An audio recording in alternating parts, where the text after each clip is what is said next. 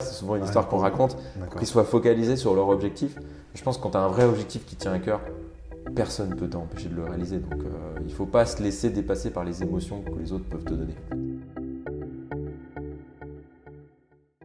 Bonjour Pierrick. D'abord, franchement, je tiens à te remercier pour avoir pris le temps de venir et faire cette interview. Pour les personnes qui ne te connaissent pas, est-ce que tu peux te présenter? Est-ce que tu peux nous dire qu'est-ce que tu fais dans la vie? Si tu es salarié, si tu es entrepreneur, nous raconter un peu ton parcours. Déjà, salut Yannick. C'est un plaisir de te retrouver sur cette conf. Ouais. Voilà, donc pour les gens qui ne me connaissent pas, moi je m'appelle Pierrick, j'ai aujourd'hui 31 ans et dans la vie de tous les jours, je suis de formation ingénieur. Ouais. Voilà, et en parallèle, en fait, je suis entrepreneur. J'ai développé plusieurs sociétés, dont une société surtout de location de montres de luxe. Voilà, on s'est lancé il y a 2 ans et demi avec un associé sur ce projet-là. Et du coup, moi, j'ai à la base démarré vraiment une carrière classique. Tu vois, je vais à l'école, dans les grandes écoles pour avoir un diplôme. Après, j'ai choisi la classe un peu ingénieur en me disant, bah, il y a du travail, ça va être cool, ça va, enfin voilà, je suis sûr d'avoir du job. Ouais. Et puis après, je me suis vite rendu compte, tu vois, bah, on en reparlera peut-être après, mais que finalement, échanger du temps contre de l'argent, c'était pas forcément fait pour moi. Ou en tout cas, j'étais trop limité en termes de temps et de salaire en fait sur ce système-là. Et donc, j'ai commencé à chercher des solutions pour entreprendre.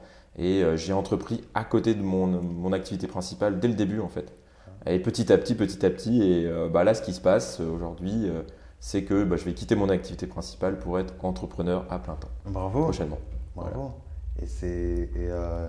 Tu peux nous parler de la première. Tu parlais d'une première activité. Tu peux nous en parler? Ouais. Qu'est-ce que c'est? Tu vois. Bah, en fait, tu vois, l'idée, c'est, enfin, pour te remettre un peu dans le contexte, j'étais en école d'ingénieur, donc j'allais devenir ingénieur. Et je me disais, waouh, je vais pas faire ingénieur toute ma vie, ça me correspond pas. Moi, j'ai d'autres passions, d'autres rêves, d'autres envies. Et je me disais, bah, le moyen finalement de pouvoir avoir du temps et de l'argent, c'est de passer dans la catégorie un peu entrepreneur, entreprendre et créer des business qui créent des rentes en fait. Donc, je cherchais à créer des rentes. Et le truc, c'est que du coup, j'avais aucune connaissance.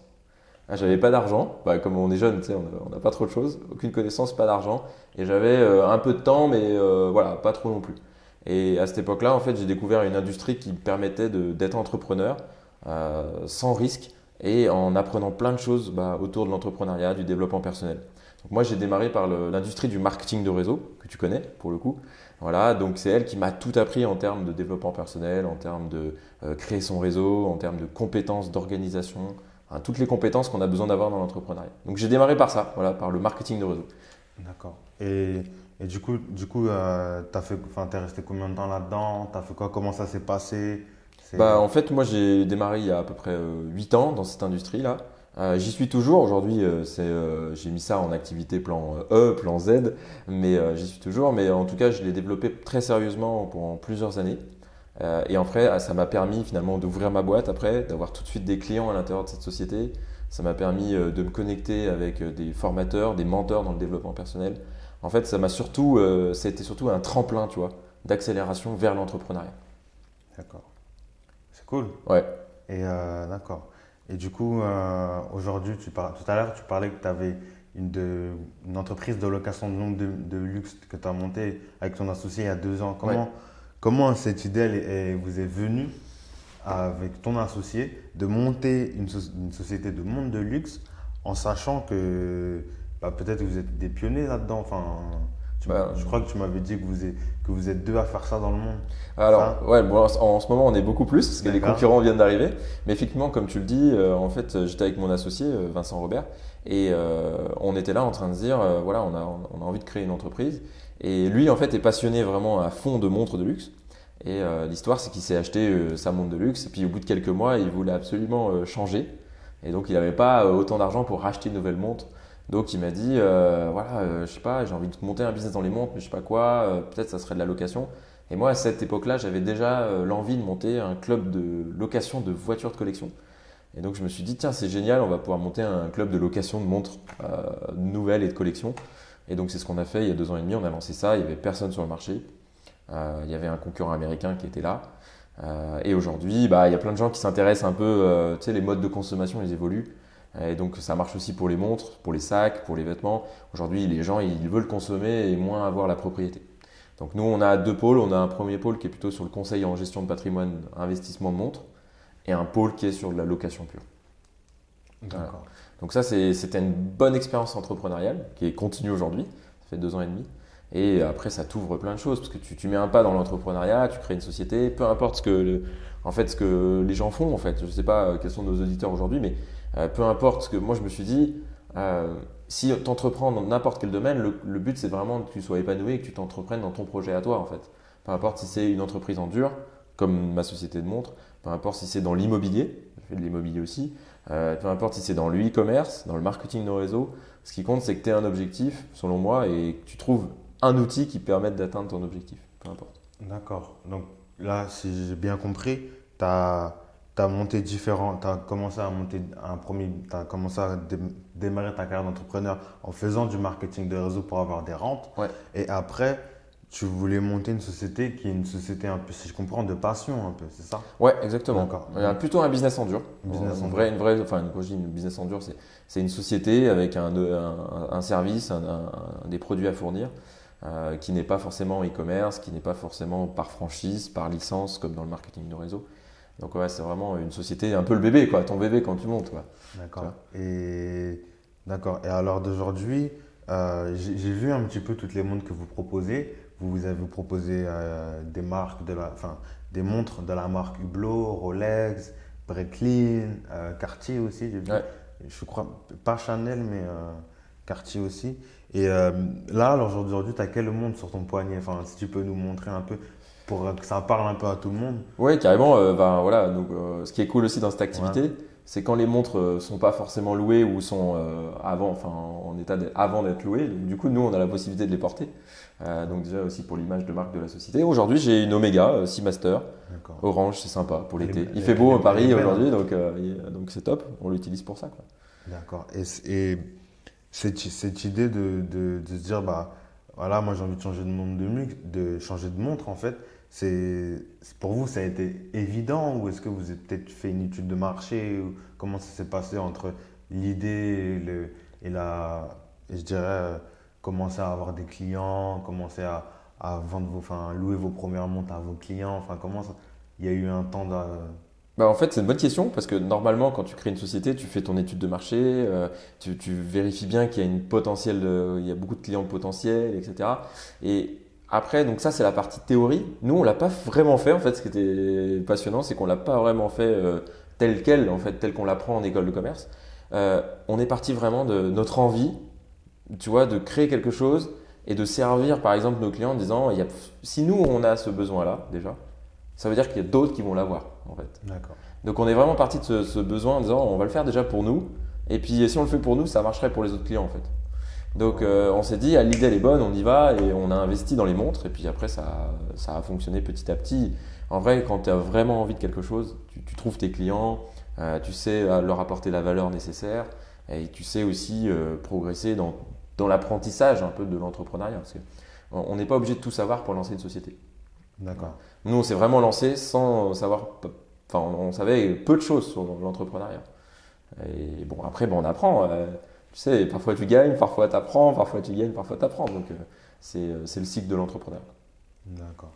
C'est cool. On s'est un peu lancé comme ça, quoi. Ouais, Donc, ce que je comprends, c'est que l'idée, elle est venue, et après, vous vous êtes lancé, en fait. Ouais, on a validé le Ouais. schéma financier, bien évidemment, le business Ouais. plan, comme tout le monde, mais on n'a pas eu de préétude de plusieurs années et tout. C'est à un moment donné, je pense que tu as une idée, t'en parles, si tu veux t'associer, t'en parles à ton futur associé. Alors, tu brainstormes un peu et puis après, il faut lancer ce qu'on appelle un POC, un Proof of Concept, un test en fait, il faut y aller quoi. Faut mettre un pied à l'étrier et hop, avoir un premier client, un deuxième client et y aller quoi. D'accord. Et je pense qu'il faut avoir confiance en ses idées, quitte à que ça ne marche pas en fait.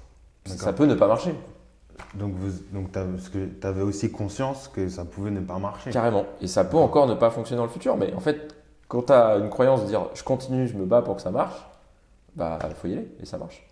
D'accord. Mais il faut quand même garder à l'idée que c'est possible que ouais, t'échoues, mais en fait t'apprends, t'échoues pas. Dans la vie, tant que tu continues, tu sais, Ouais, tant que tu continues et que t'abandonnes pas, t'es toujours. t'échoues pas, donc Ouais, t'apprends. t'échoues pas, t'apprends. Ouais.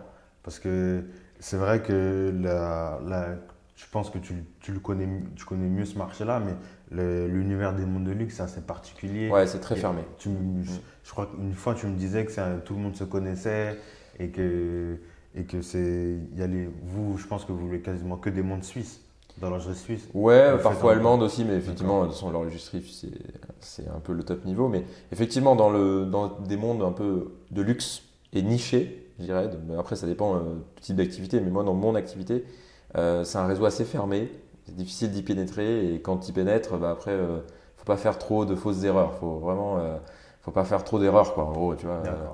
Le truc, c'est que tu es vite repéré, tu vois, comme quelqu'un de sérieux ou comme un plouc, quoi, tu vois. C'est un peu ça l'avantage et l'inconvénient en même temps de ce projet. Ouais, ils veulent savoir si tu es un bon entrepreneur ou pas. Ouais, C'est voilà, ça. ça, tu es vraiment sérieux ou pas, quoi. Comme tout. De toute façon. Tout ce Ouais. qu'entreprends, si tu as envie de le faire avec passion, tu le fais avec passion et avec énergie et avec aussi honnêteté et puis tu réalises tes promesses. Ça marche, en fait, je pense. D'accord. Peu importe le business. Donc c'est ce que tu fais aussi peut-être dans tes autres business. Vraiment, ce que je comprends, c'est que vous avez, toi, je parle de toi, j'ai aussi interviewé Vincent, et vous avez à cœur de répondre à un besoin, comme tu m'en as parlé, et de vraiment s'y attacher, d'être sérieux, de Hmm. vraiment que vos clients, ils aient confiance en vous. Ouais. C'est ce que je comprends. Ouais, quand tu montes un business, je pense que c'est le plus important. Et c'est pas D'accord. facile d'y arriver. C'est-à-dire D'accord. c'est pas très grave si au début, finalement, tu te fais des erreurs avec tes clients. Enfin, de toute façon, tout le monde le fait. Mais il faut apporter, je pense, le plus de valeur possible à son client et réfléchir. Et c'est difficile, mais en fait, il faut réfléchir. Ok, mon offre, elle est là. Par exemple, moi, je fais de la location de montres de luxe, tu vois. Ok. Mais à un moment donné, on s'est dit, bon, comment on peut apporter un peu plus de valeur que juste faire de la location? Donc, par exemple, on s'est dit, bah, on va recevoir chacun de nos clients dans des lieux privés et on va échanger sur du business, sur de la passion, on va les aider à investir. Voilà. Donc, on apporte une valeur en plus qui n'est pas prévue à la base dans le business model principal. Donc, je pense qu'il faut vraiment se poser la question quand on a un business personnel. Ok, j'apporte mon offre, mais c'est quoi, enfin, quelle est la valeur ajoutée supplémentaire que je peux offrir à mes clients que les autres, par exemple, n'offrent pas? D'accord. Ok. Ouais, enfin, la base vraiment quand si vous souhaitez monter une société ou même monter un business, c'est la valeur qu'on va apporter à ses clients Ouais, et la valeur ajoutée que ses concurrents ou les personnes, les non acteurs pas. du marché ne font pas en Ouais, fait. Et là, tu parlais d'investissement et c'est vrai que moi aussi, j'ai acheté ma première montre. Elle n'est pas de luxe, mais c'était une Seiko. Je l'ai adorée. Et je me suis vite rendu compte qu'en fait, et au fur et à mesure du temps, en fait, tu me diras si ça confirme, mais les montres prennent de la valeur en ouais. fonction du temps, c'est ça? En fait, ça dépend des montres, hein. C'est comme D'accord. l'automobile ou l'art. En fait, Ouais. il y a vraiment il y a un marché en fait, voilà. Et dans ce marché-là, il y a des montres qui perdent un peu de la valeur, qui décotent, et puis il y a des montres qui prennent de la valeur. Donc, nous après, on s'est dit bah il y a pas mal de demandes là-dessus, donc on va créer un pôle un peu conseil en gestion de patrimoine et en placement d'investissement de montres. D'accord, donc c'est Et vraiment que sur la montre. voilà. Et on s'est dit, tu vois là, on est dans une réflexion aujourd'hui, il n'y a pas de tabou, c'est une future stratégie de l'entreprise, je pense, de dire comment on peut apporter encore plus de valeur aux gens qui aiment les montres. Imagine que tu es passionné d'un objet et que tu te dises, bah, je suis passionné, j'en profite et en plus, je peux en gagner de l'argent avec. Tu vois, donc D'accord. c'est encore Ouais, c'est un stade après. Ouais, c'est un stand Voilà, donc on est dans cette réflexion-là en ce moment. D'accord, c'est cool. Ouais, Et tout à l'heure, tu disais que, comme tu parlais de voiture, je sais que tu as une Porsche ouais. et j'aimerais savoir un peu c'est quoi ton rapport à l'automobile parce que je sais que tu es parti au 24 heures du Mans, tu fais pas mal de road trip et j'aimerais savoir un peu qu'est-ce que tu aimes autant dans les voitures un peu. Moi, j'aime bien aussi les voitures, mais est-ce que tu peux nous parler un peu de cette passion-là? Ouais. Alors déjà, pour te remettre dans le contexte, déjà, puis les personnes qui nous regardent, moi je suis vraiment un passionné d'automobile. Donc, tu as différents types de personnes dans l'automobile. Soit tu aimes, soit tu l'achètes parce qu'il y a un certain niveau social, soit tu es vraiment un acharné et un vraiment passionné. On est tous passionnés de quelque chose d'ailleurs. Et quand on est passionné de quelque chose, on passe du temps dessus, on dépense de l'argent dessus et ça nous donne de l'énergie. Donc, moi, par exemple, la Porsche, ça me donne de l'énergie, c'est vraiment ma passion de base. Et comment ça m'est venu? En fait, bah, souvent ça vient par le foyer familial. Mon papa était aussi passionné d'automobile et donc du coup il m'a transmis un peu cette passion quand j'étais petit. Et à partir de l'âge de 8 ans, je me suis mis à être passionné par la marque Porsche et par tous ses modèles et puis après par d'autres modèles, mais par d'autres marques. Mais du coup, ouais, j'en ai fait un peu mon fer de lance, c'est ma passion cœur. À la base, je l'utilise pour me donner de l'énergie. Moi, c'est vraiment un gain d'énergie. Et là, ce qui est intéressant, c'est que je suis en train de le transformer en business. Donc, en fait, c'est une thématique que j'aime bien, c'est comment vivre de sa passion. D'accord. Voilà, et donc là, je suis en train d'atteindre un objectif qui est je vais vivre de ma passion. Et donc, je vais créer une société automobile à la fin de l'année. Et vraiment dédié sur le cœur, sur comment profiter de l'automobile, être passionné, partager, investir, placer, avoir, etc. Et donc du coup, là, tu vois, je vais vraiment passer le cap de je vis de ma passion. Tu vois, par exemple, toi, dans le coaching, aider les gens, c'est devenu une passion. Ah ouais, Tu vois, donc c'est une là, passion. tu vis de ta passion, c'est génial, c'est Ouais, magique, c'est tu ça, vois. c'est cool, c'est Donc cool. moi, mon job, c'est pas ma passion. Et donc du coup, je vivais pas de ma passion. Donc je me suis toujours posé la question, comment je peux faire pour vivre de ma passion?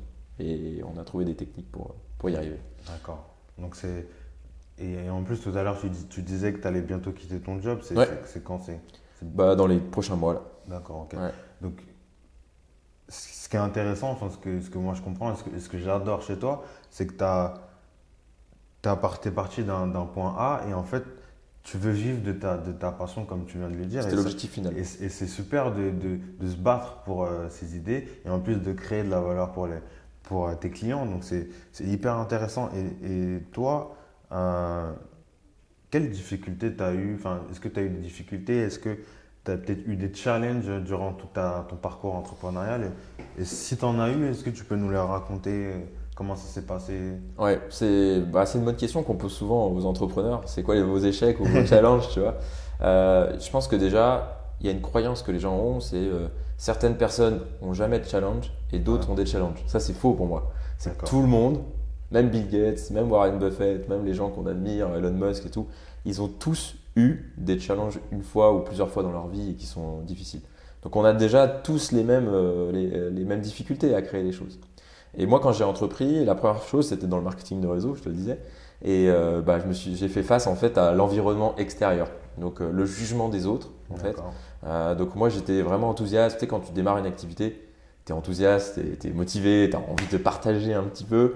Et moi, j'étais vraiment enthousiaste, mais sauf que les autres, ils n'étaient pas du tout dans le même monde. Tu sais, genre, ils n'étaient pas enthousiastes du tout. Ouais. Et donc, du coup, les autres, moi, ils m'ont beaucoup jugé, ils m'ont beaucoup impacté en fait en termes d'émotion. Et donc, moi, mon premier challenge, ça a été de me détacher un peu tu sais, du jugement des autres, de la pensée des autres. Comme quoi, bah, tu vas pas y arriver, t'es pas assez bon, ton business est pourri, ça marche pas, c'est une arnaque. Enfin, tu sais, t'entends tout et n'importe quoi quand tu crées quelque chose. Et de toute façon, quand tu as une nouvelle idée ou que tu crées un truc, je me suis rendu compte, tu as toujours des gens qui vont dire ouah, c'est génial, bravo, etc. Et toujours d'autres qui vont dire ah non, mais c'est trop dur, oh, mais regarde, là, tu vas pas y arriver, regarde, mais non, mais toi, t'es pas formé pour, t'as jamais fait ça, comment c'est possible? Tu as toujours des gens qui vont critiquer ou challenger. Et moi, je pense qu'en tant qu'entrepreneur, il faut écouter, il faut entendre plutôt, et écouter, tu vois, un peu tout ce que tout le monde dit, mais il faut pas garder ce qui n'est pas en accord avec toi et avec ton projet, quoi. En tout cas. D'accord. Donc je pense que tu vois, l'enseignement que j'en ai tiré de ça, c'est qu'à un moment donné, je me suis dit, ok, c'est bien enfin, tu vois, j'entends ce que tu dis, mais j'apprécie un peu de ton jugement, mais je vais pas en tenir compte. Je pense qu'à un moment donné, c'est comme les chevaux de course, tu vois. Les chevaux de course, on leur met des œillères, c'est souvent une Ouais, histoire qu'on raconte, pour d'accord. qu'ils soient focalisés sur leur objectif. Je pense que quand tu as un vrai objectif qui tient à cœur, personne ne peut t'empêcher de le réaliser. Donc il ne faut pas se laisser dépasser par les émotions que les autres peuvent te donner, en fait. D'accord. Donc ça, c'est vraiment ce que j'ai retenu. Ok. Donc, donc en fait, tu es vraiment resté focus et t'es le deuxième entrepreneur à me dire j'ai mis des ER, j'ai resté focus pendant des mois, j'ai découpé mes Ouais. objectifs et je me rends compte que là, c'est un trait de caractère qui Ouais. revient. Et toi, ça t'a beaucoup aidé de vraiment rester focus malgré les challenges et tout. Ouais. D'accord. Par contre, du coup, après, tu as deux types de focus, je pense. Je Ouais. sais bien que tu parles de focus parce que c'est la base dans le mindset de l'entrepreneur, j'ai envie de dire. C'est très important d'être focalisé sur une seule chose. Maintenant, moi, je challenge un peu ce prérequis d'être focalisé toujours sur la même chose. Je pense que moi, j'aime bien aussi être focalisé sur quelque chose à un instant T. Exactement. Et du coup, il y a beaucoup d'entrepreneurs aujourd'hui qui se disent il faut être focalisé que sur un projet pendant plusieurs années, etc. Moi, je challenge un peu ça en disant on peut développer plusieurs projets en parallèle. Bon, pas 10 non plus. J'ai fait le test, 10 c'est beaucoup. Mais je pense que 2 ou 3 projets c'est tout à fait possible si on est vraiment à l'instant T quand on travaille un projet 100% dessus, quoi. Tu vois. D'accord. Et donc le focus pour moi, il est vraiment à définir dans un espace temps qui peut être la journée, le mois, la semaine. Enfin, c'est à définir en fait. Tu vois. D'accord. Donc moi, j'arrive à être focalisé sur une activité un jour, puis sur une autre activité un autre jour. Et c'est pas un problème en fait. D'accord. Donc, c'est vraiment. Tu prends le temps à chaque instant, à chaque journée, chaque jour, de te concentrer sur une seule chose. Ouais, Et après, tu passes à autre chose. ouais. Et ça peut D'accord. être une heure, une journée, etc. Mais quand on a décidé de se pencher sur un sujet, ben, il faut y aller à 1000% sur ce sujet. D'accord. Après, tu switches, tu vas sur un autre sujet. Bon, ça demande un peu une gymnastique, tu vois, du cerveau et un entraînement et une organisation aussi. Ça, c'est important en tant qu'entrepreneur, je pense, d'être organisé. Tu vois, l'enseignement, le deuxième enseignement que tu vois, tu me disais les difficultés. Bah, les premières difficultés, souvent c'est j'ai pas le temps. Tu vois, c'est souvent on a son activité principale. Enfin, moi, j'ai fait le choix, comme je te le disais précédemment, j'ai fait le choix de, d'entreprendre à côté de mon activité principale. Ouais. D'autres entrepreneurs font le choix d'arrêter tout et d'entreprendre immédiatement. Les deux sont bons pour moi. Et c'est deux bonnes méthodes. Moi, aujourd'hui, je pense que si on veut rester dans la sécurité et en même temps entreprendre, c'est possible. Une activité en plan B. Ouais, ça a coupé. C'est pas grave, non, t'inquiète. Ça juste à couper, mais t'inquiète, Pas de reprends, souci. reprends. Et donc, ouais, je te disais, du coup, c'est bien. Enfin, tu as deux choix. Soit tu entreprends à côté de ton activité principale, soit tu entreprends tout de suite 100% de ton temps et tu te lances dans la gueule du loup à fond. Et les deux sont bien. Vraiment, les deux sont bien. D'accord. Donc, c'est. Toi, tu recommanderais quoi? Quelqu'un qui veut monter un projet, qui est pas fort, qui connaît rien du tout à l'entrepreneuriat et qui voudrait se lancer, qui a une idée. Comme tu as dit, il n'y a pas les deux sont bons. Ouais. Mais du coup, tu penses que c'est par rapport à ton expérience et par rapport à ce que tu sais? Tu penses que c'est par rapport au profil ou... Ouais, c'est plutôt par rapport à, tu sais, aux besoins des gens. D'accord. Le besoin, c'est souvent d'avoir besoin de la certitude et de la sécurité. C'est des besoins humains, en fait, de base, en fait. Ouais. Et souvent, on se dit, ouais, mais si j'entreprends à 100%, comment je vais pouvoir vivre? Ou est-ce que mon niveau de vie va descendre? Enfin, tu vois, comment je vais me retrouver? J'ai envie de dire, si tu te poses cette question, vaut mieux, je pense, développer en parallèle de son activité principale dans un premier temps. Ouais. Comme ça, tu gardes une petite sécurité. Et puis en plus, tu continues à apprendre dans ton job si ton job est intéressant. Maintenant, si tu peux aussi te dire, allez, je me lâche et c'est parti, quoi, je tente. De toute façon, si tu as déjà été salarié ou employé et que tu arrêtes, 6 mois plus tard, tu peux le redevenir si jamais tu as un problème. D'accord. J'ai des amis entrepreneurs, que tu connais aussi, des amis communs, qui finalement se sont dit j'arrête totalement mon activité principale pour être entrepreneur. Puis après ils se sont dit bon, finalement j'ai pas assez de maturité encore dans l'entrepreneuriat, je vais reprendre une activité principale et continuer un peu à apprendre dans l'entrepreneuriat. Donc en fait c'est flexible, c'est comme on le sent en fait. Il n'y a pas de règle en fait. C'est en fonction du ressenti de la personne. Je pense que si la personne a un besoin de sécurité, vaut mieux, selon moi, qu'il entreprenne à côté de son activité principale. D'accord. Ok. Bah, c'est top parce que c'est vrai que quand on démarre ou quand on a une idée, c'est vrai qu'on se pose la question est-ce qu'il faut que Ouais. j'arrête ou... C'est Et, une bonne ça, question. et des fois, ça peut nous freiner finalement. On peut passer son temps, genre pendant 6 mois, il ne se passe rien, notre projet n'avance pas et du coup, que toi tu le dises, c'est intéressant parce que toi, tu as fait le choix de faire les deux en même Ouais. temps. Et alors d'aujourd'hui, maintenant, dans une dizaine de jours, dans quelques C'est bon. mois, je crois, tu vas devenir 100% Entrepreneur, entrepreneur et ouais. vivre de ta passion. Ouais. Et ça pourrait être un choix de garder mon activité principale si c'est ta D'accord. passion ou c'est un truc que tu kiffes, tu vois, tu peux la garder, tu vois, c'est pas un souci du tout. Je pense par contre ça demande un peu plus d'organisation et c'est vrai que c'est plus simple de le faire quand on est jeune, de faire plusieurs activités que quand on commence à avoir une famille avec des enfants, avoir des enfants c'est un CDI à plein temps, quoi, tu vois. C'est possible parce que je connais des entrepreneurs qui ont 40 ans, qui ont des enfants et qui entreprennent et en plus qui ont leur job, donc c'est possible, tout est possible je pense.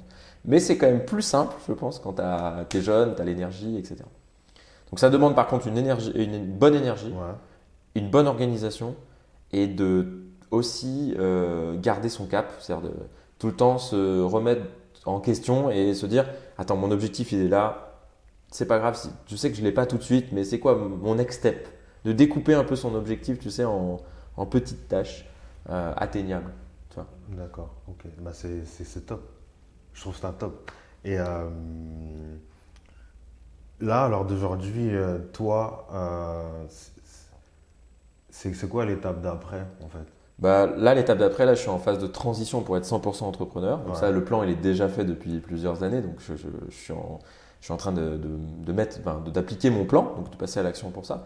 L'étape d'après, ça va être vraiment de créer ma société automobile. Donc ça, c'est mon rêve depuis tout petit. Et donc là, on va créer une nouvelle société dédiée aux passionnés d'automobile.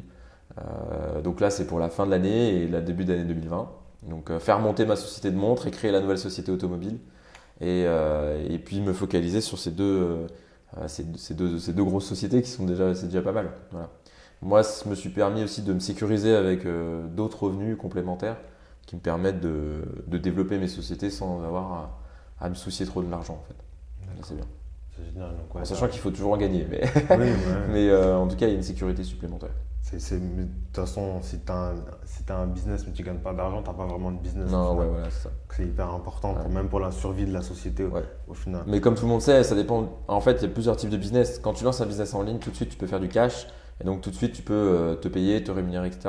Quand tu montes une entreprise un peu plus complexe, une entreprise en dur, où tu peux embaucher des salariés, etc., au début, ou comme une start-up, c'est bien connu, les premières années, tu n'as pas de revenus ou peu de revenus. Donc, Ouais. il faut quand même être assez malin et se dire, enfin, je pense, avoir des revenus autres, complémentaires, que tu peux te créer à côté, que ce soit dans l'immobilier, dans la bourse, que ce soit dans le marketing de réseau, que ce soit dans de l'investissement du vin, des montres, de l'art. Enfin, il y a vraiment, aujourd'hui, il y a tellement de moyens pour avoir des revenus complémentaires que c'est dommage de pas le tenter, quoi.